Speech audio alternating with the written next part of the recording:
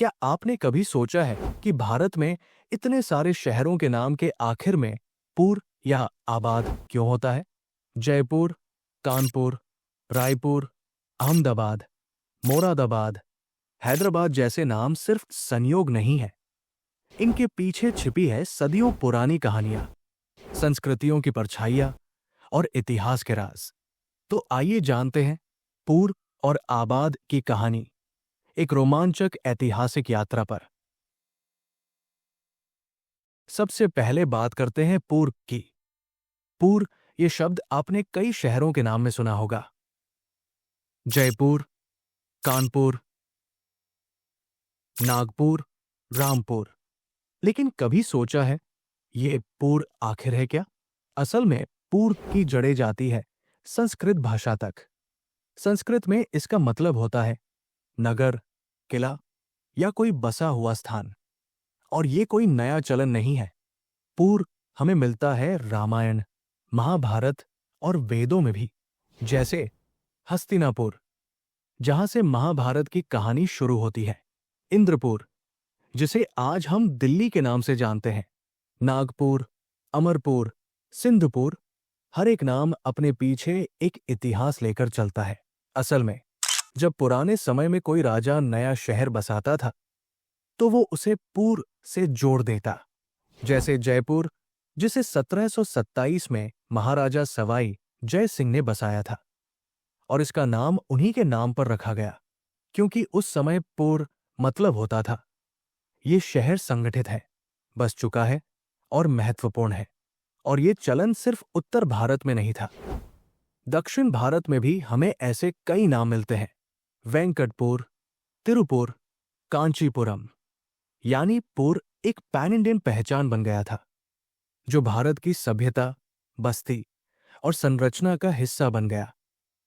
अब आते हैं दूसरे फेमस वर्ड आबाद पर।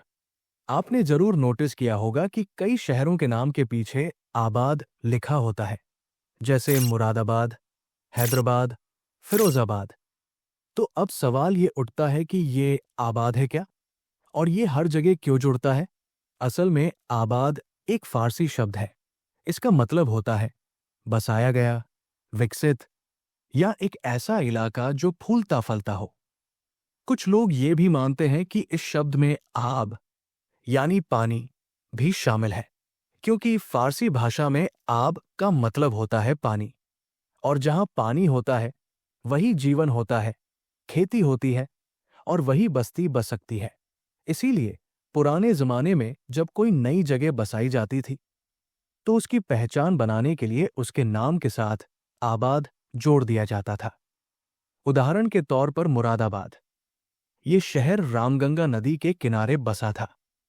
और इलाहाबाद, जो गंगा, यमुना और सरस्वती के संगम पर बसा है। लेकिन असली कहानी तब शुरू होती है जब भारत में आए दिल्ली सल्तनत और फिर मुगल शासक। 13वीं से 18वीं शताब्दी तक जब उन्होंने भारत में राज किया तो उन्होंने कई नए शहर बसाए और एक चलन शुरू किया कि अपने नाम के साथ आबाद जोड़ दिया जाए। जैसे हैदराबाद, जिसे 1591 में मोहम्मद कुली कुतुब शाह ने बसाया। अहमदाबाद, जिसे 1411 में अहमद शाह प्रथम ने बसाया।